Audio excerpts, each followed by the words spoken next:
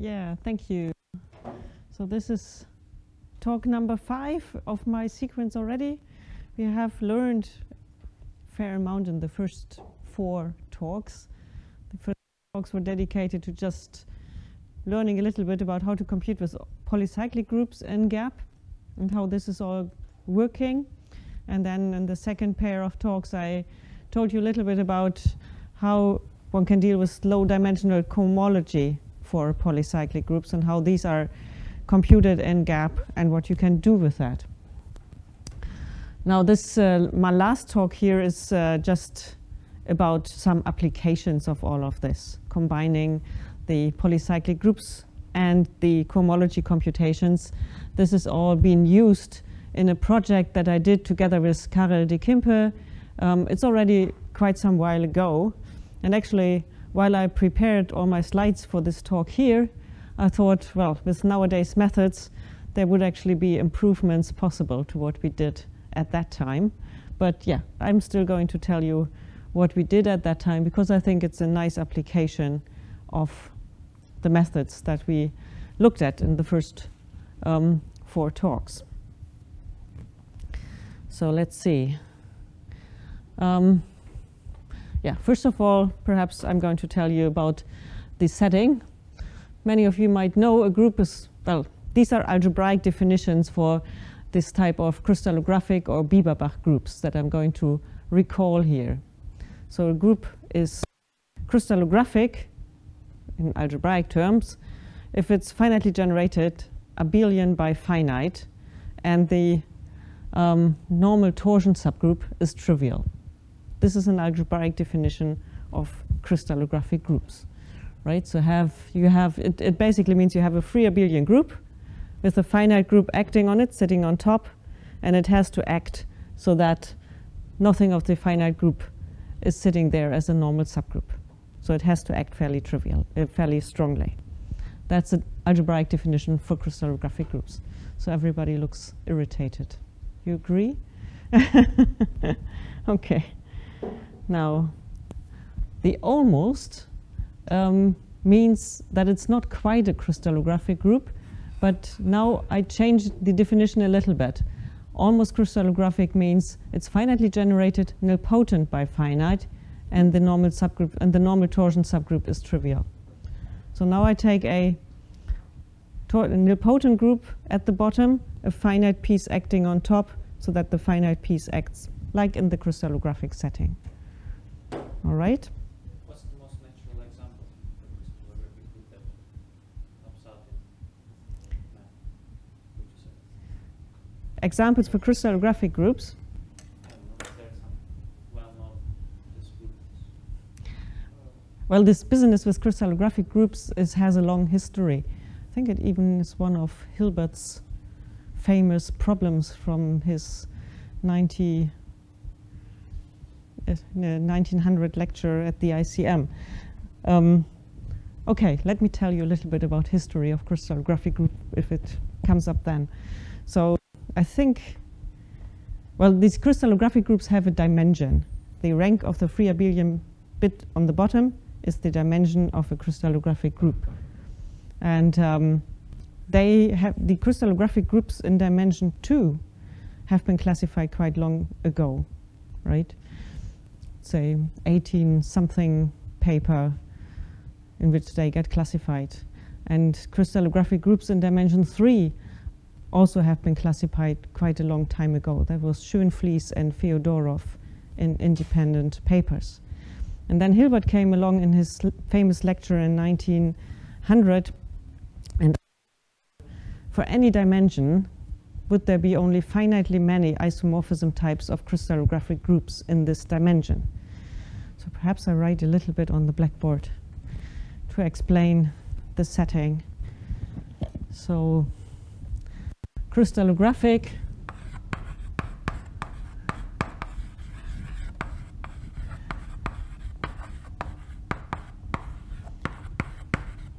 group, it means that you have an extension of a free abelian group with a finite piece on top. and the finite piece has to act fairly strongly so that there is no normal torsion in the group. And the dimension of such a crystallographic group is this D sitting here. Now they have applications in symmetries. So the two-dimensional crystallographic groups can be understood as the symmetry groups of wallpapers, of patterns in the plane. And the three-dimensional crystallographic groups are the symmetry groups of crystals. So they have applications in chemistry and in geography, geology. And so they got classified early on. And then Hilbert came along with the question, are there finitely many crystallographic groups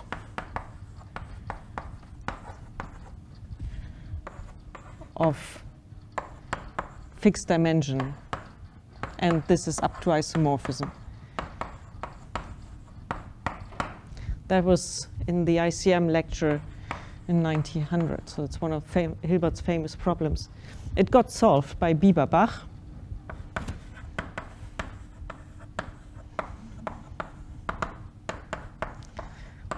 Yes, and that was, I think, 1930. We know there are finitely many in every dimension. In dimension 2 and 3, those were classified anyway. So the question was, of course, what happens in the higher dimensions? Can we actually do it? And that's a computational question. So you could ask a computer to try and classify these things also for higher dimension. For dimension 4, there is a book about the classification. Brown, Bülow, Neubüser, Zassenhaus, and Wondracek are the 5 authors. So up to dimension 4, they have been classified by hand. And from dimension 5 and 6 then have been classified by the group around Wilhelm Plesken by computer. And I think this is still where it is at the moment. So what I did here is a slight modification of the thing. Instead of crystallographic groups, together with Karel de Kimpe, I looked at what we call almost crystallographic group. So now you change from free abelian to setting something finitely generated nilpotent underneath here. So let's see what happens then.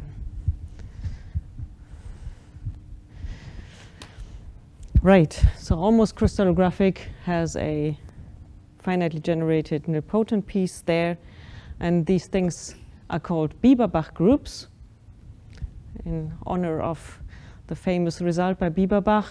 A group is Bieberbach if it's crystallographic and has no torsion at all, except for the trivial element. So the requirement for crystallographic means there is no normal subgroup of finite order, except for the trivial one. Bieberbach means there is no subgroup whatsoever, normal or not. So it's a stronger requirement. And then putting it together, Almost-Bieberbach means almost crystallographic and no non-trivial torsion in it. And those are the ones that Karel and I looked at. All right. We all agree? Okay. So let's just look at it a little bit more detail. So we have a almost crystallographic group now, and we want to investigate it a little bit more. Take the fitting subgroup. That's the largest nilpotent subgroup in there. Then we know the factor group of that has to be finite. It is called holonomy group. For a crystallographic group, it's usually called point group. But in the almost crystallographic case, it's rather called holonomy group. The fitting subgroup itself has to be finitely generated and torsion-free, because it would, if it would have torsion, then since it's nilpotent, it would also have a normal torsion subgroup, and that would then also turn up in the group as normal torsion subgroup. So the fitting subgroup has to be torsion-free. Since I'm very much into polycyclic groups, we also would like to understand under which circumstances these things are polycyclic. So one of these crystallographic groups or almost crystallographic groups is polycyclic if the quotient is polycyclic, G mod F, the holonomy quotient. And this is actually something that is happening very often. So for example, crystallographic groups in dimension 3, they are all polycyclic. And in dimension 4, the vast majority is polycyclic. There are only few exceptions to that. And as before with the polycyclic groups, there is a dimension or a Hirsch length. The Hirsch length of, I think this is supposed to be F, the fitting subgroup, is also called the dimension of G. So I'll also put this on the blackboard so that we can remember it. Where's my chalk?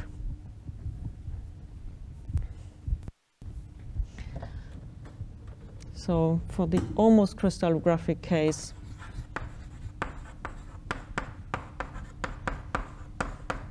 we have an extension of this fitting subgroup with the group, the holonomy group, and this goes to 1. This here is the fitting subgroup of G, and this is torsion-free, nilpotent, and finitely generated. Torsion-free, nilpotent, and this here is finite, sitting on top there. Okay, so that's some notation about these things. And now we would like to look at some first computational methods. If I come up with any arbitrary polycyclic group, can I check whether it's almost crystallographic or crystallographic, almost Bieberbach or whatever? And the answer is yes. Those are things that you can check quite readily in GAP. So you can determine the fitting subgroup of a polycyclic group. And, well, then investigate that. You can check whether the fitting subgroup is torsion-free, has finite index, or you can also compute the torsion of the polycyclic group in general. I think we've seen this yesterday or the day before. You can, for example, compute the conjugacy classes of finite subgroups. And there are always finitely many of these. And at least if you look at that, then you will be able to decide torsion freeness. So this is all standard GAP methods. You can check whether a group is almost crystallographic. Now, the fitting subgroup and its computation is not completely trivial. There is quite a bit of work involved in that. You have to, you have to be able to do quite intrinsic computations. So there is a little theorem here that allows you to check this a little bit more readily. So if you have a polycyclic group with a normal series whose factors are either finite or free abelian, and additionally rationally semi-simple as modules. That's perhaps something we need to digest. So let's see. If the group in question is polycyclic, then by definition it has a subnormal series with cyclic quotients. That's what we learned about it. But it also has other useful series, for example, one of this type. So then there exists a series. G is G1, and then there is G2, GL plus 1 is trivial, so that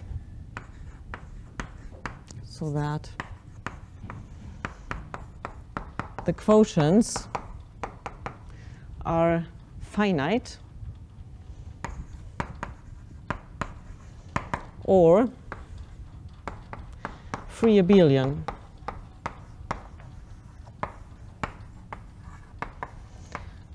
And if they are free abelian, then I can consider them as modules. Well, free abelian means it's a Z G modulo GI module. And by extending the coefficients, I can also consider it as a Q G modulo GI module. And in this setting here, then I can say it's semi-simple or not.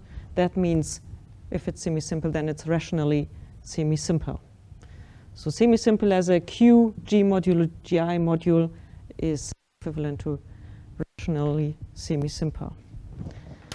Now, how do I determine the fitting, or how do I determine whether the fitting subgroup has finite index?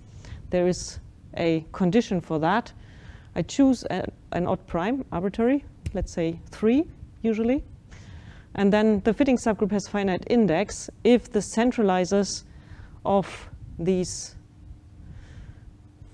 quotients, and it's, I think, supposed to mean GI modulo GI to the P, if they centralize all of, no, it's Fi modulo Fi to the P, it should centralize Fi, and Fi is one of these quotients, right? So it's correct. So that's a condition for the fitting subgroup to have finite index.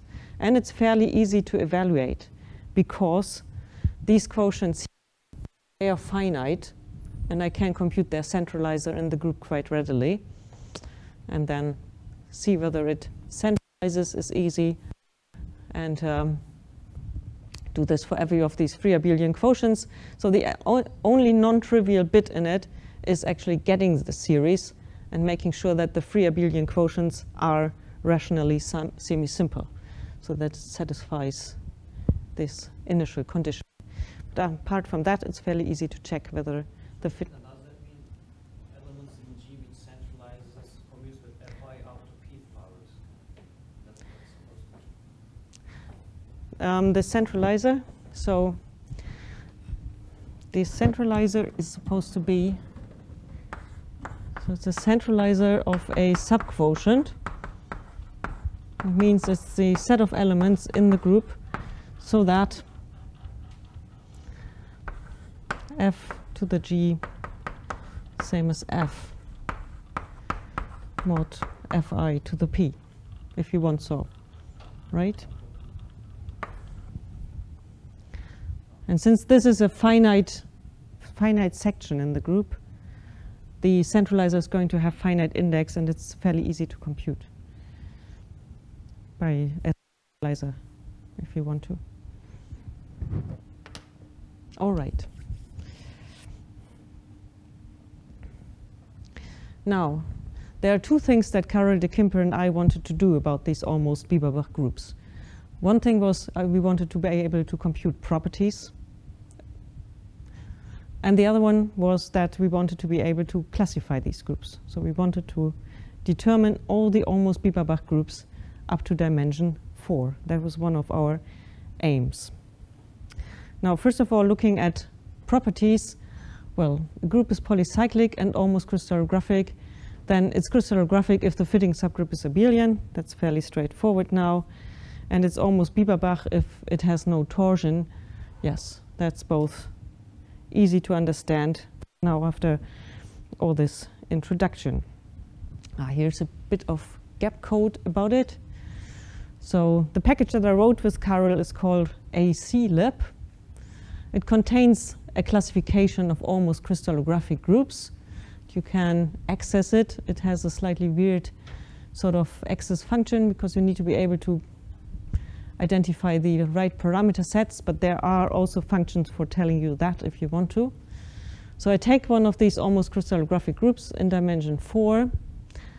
What it gives back to me is a matrix group, right to begin with.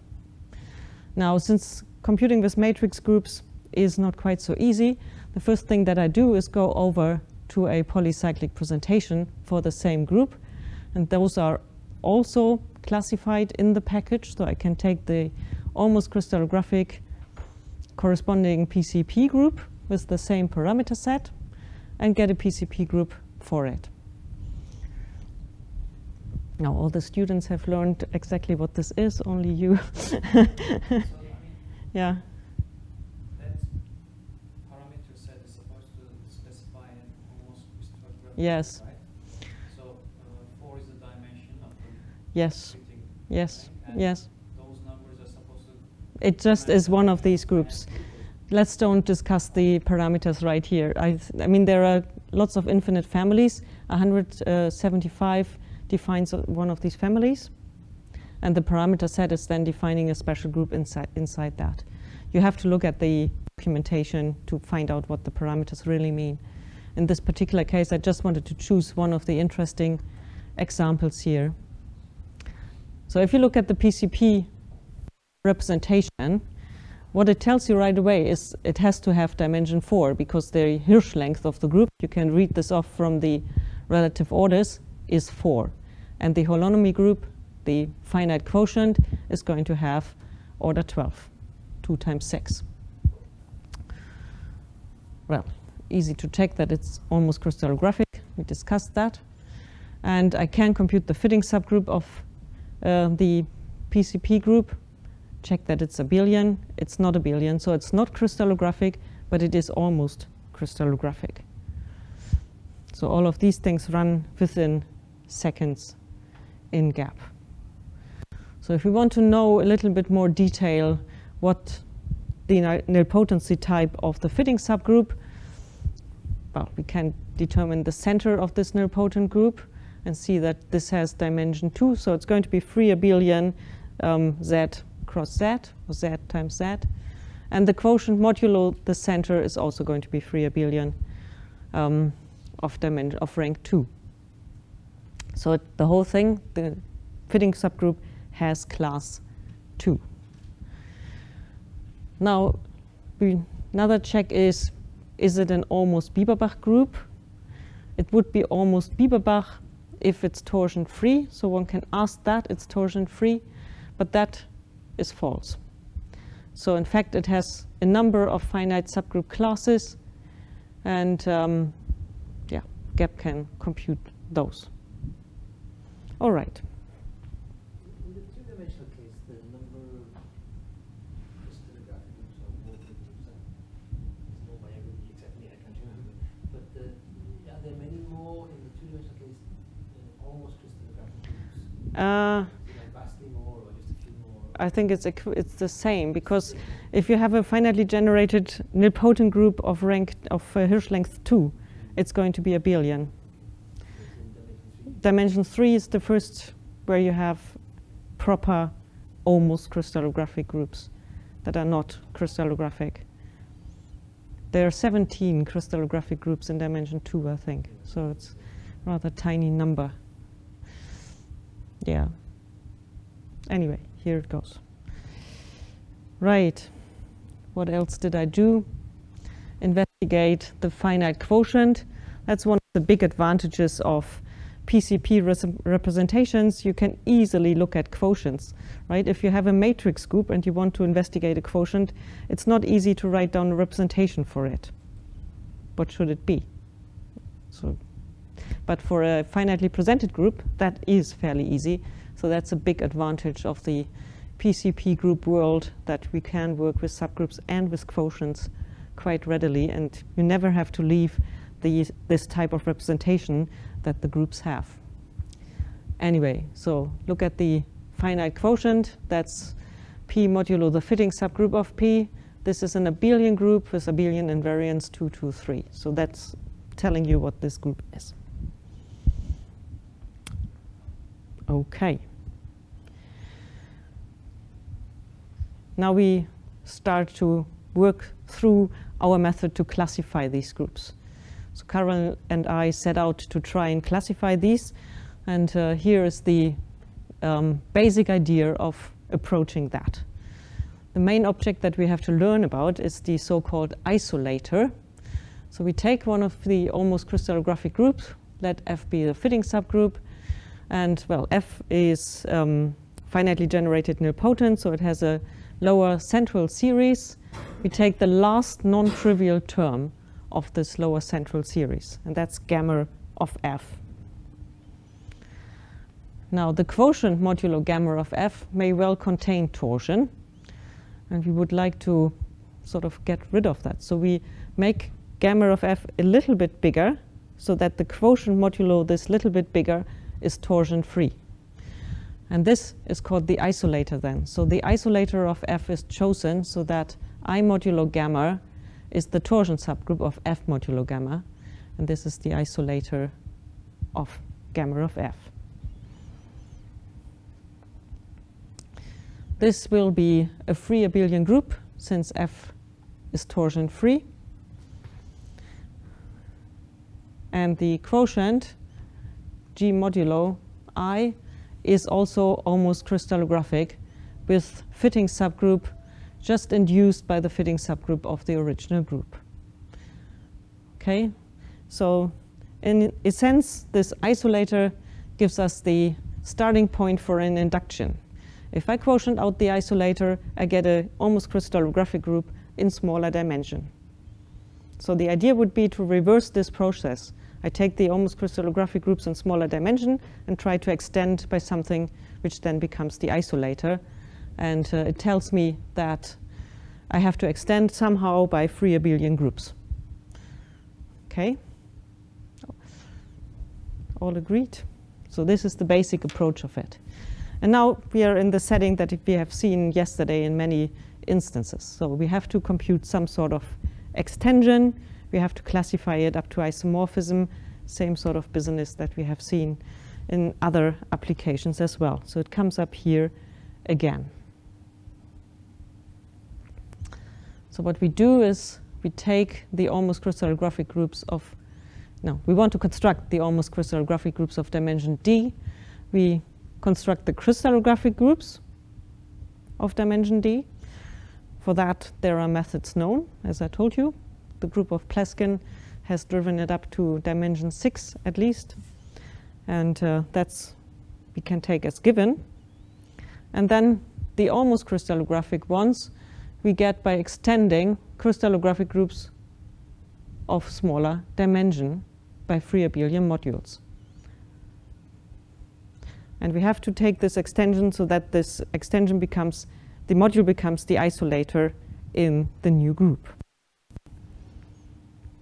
Okay, I think there should better be an almost crystallographic there in the second bullet point, extending all almost crystallographic groups of dimension L with L smaller than D by a free abelian module of rank D minus L. And that's what we need to do. And that's what we have done. So the idea of the algorithm listed up again. I take an almost crystallographic group of some dimension L. Suppose that it's polycyclic, otherwise the methods that I have are not going to work. But luckily in small dimensions they are all polycyclic. I take the corresponding free abelian group. I try to figure out the actions that the group G has on I so that the fitting subgroup acts trivially. Because I has to become the isolator, I know a priori that the fitting subgroup has to act trivially. In fact, I have only a finite group acting on this free abelian bit, trying to figure out all actions that this can have. This is, yeah. And then once I have the actions sorted out, for each of the actions, I determine the second cohomology group using the methods that I discussed yesterday and take the corresponding extensions. That's going to give me a full list of all possible groups. And the final step is going to be reduce that to isomorphism types. Yes, and discard those which are not almost crystallographic. That's the sort of approach. There are still all kinds of difficulties. The second bullet point I have not explained very well, not at all. I have to compute all actions of G on I so that the fitting subgroup acts trivially. It's easier than it sounds because I have already the action of the finite bit on the top bit of the fitting group. And now putting this isolator underneath, the action has to be inherited from the top bit. So there is not a lot of choice here, and I can determine it from the group quite readily. And then I determine the second cohomology group and the corresponding extensions. The problem here might be that the cohomology group could be infinite, and in that case, determining all extensions is not quite so easy. So there is a little bit of work involved in pushing it down to a finite list of extensions that need to be investigated. That, again, is not outlined here. And I think we've actually done this by ad hoc arguments rather than by algorithmic methods in the classifications that we did. So this is actually something where there is still room for improvements for a proper... Yes? I missed it. Have you, in the almost crystallographic case, have you answered the question that there are finite many isomorphisms? No. Or even if it's polycyclic, it's finite or? I'm not sure whether this is known. I think it is finitely many, but Here, when you start with a small one and try to extend, you know that there will be only finitely many ones that do the right stuff. good question, actually. So there are only finitely ones up to dimension 4, because those are classified. I'm not sure whether this is known. I have to look it up. I don't know.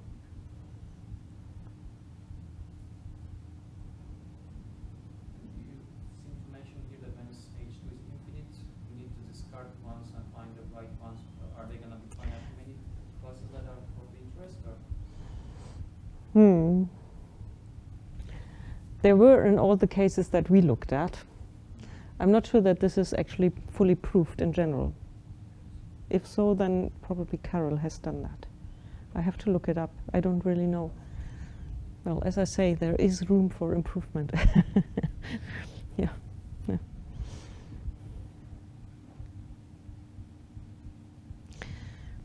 Yeah.